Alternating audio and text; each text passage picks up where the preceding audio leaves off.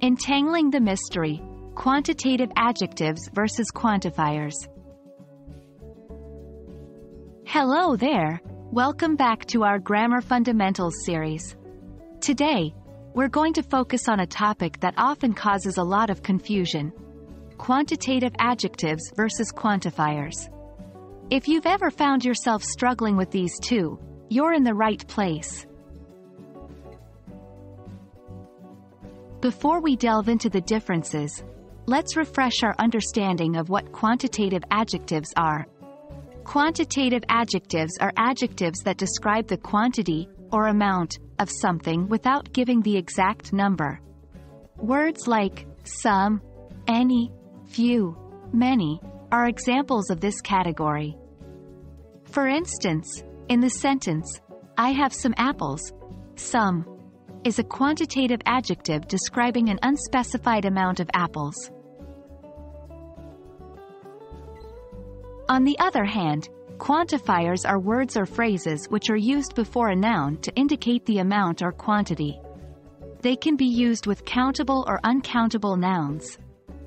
Examples include all, any, enough, several, a lot of, and a little.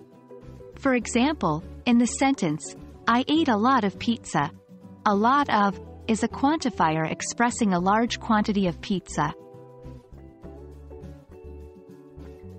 The primary confusion arises because some words can function as both quantitative adjectives and quantifiers, depending on the context. This is where understanding the difference comes in handy. The key difference lies in how they're used. Quantitative adjectives are typically used before nouns and can be used in the comparative and superlative form. For instance, "She has more books than me."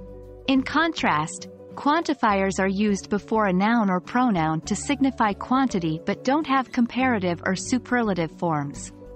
For instance, "She read several books." Let's tackle some common mistakes and confusion. 1. Not recognizing that some words can be both. Remember that words like some or any can be either quantitative adjectives or quantifiers depending on context. 2. Misuse in comparative or superlative form. If you're trying to compare, use a quantitative adjective.